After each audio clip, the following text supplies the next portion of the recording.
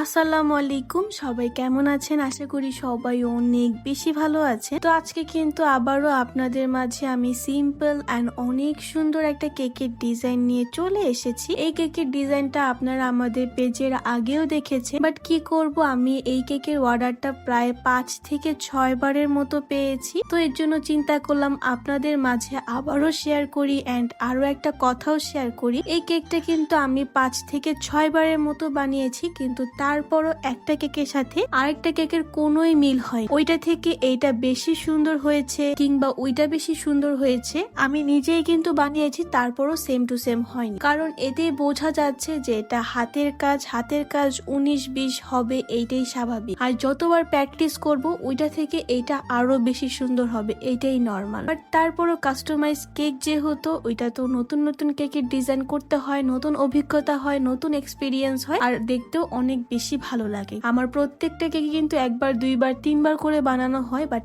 এই কেকটা লাকিলি আমি 5 থেকে 6 বারের মতো বানিয়েছি। তো প্রত্যেকটা কেক কেমন হয়েছে, আমি প্রত্যেকটা কেক কিন্তু ফেসবুকে পেজে আপলোড করেছি। তো সবাই কিন্তু কমেন্ট করে জানাবেন কোন কেকটা সব থেকে বেশি সুন্দর হয়েছে। আপনাদেরও যদি এত সুন্দর সুন্দর কেক লেগে থাকে, আমাদের পেজে কিন্তু ইনবক্সে অর্ডার দিয়ে অর্ডারটি কনফার্ম করে দিতে পারেন। আমরা কিন্তু আপনাদের স্পেশাল মুহূর্তকে আরো বেশি স্পেশাল করার জন্য সিস্টার বেকারস অলওয়েজ আপনাদের পাশে থাকে। আজকের ভিডিওটা এখানেই শেষ করছি। টাটা।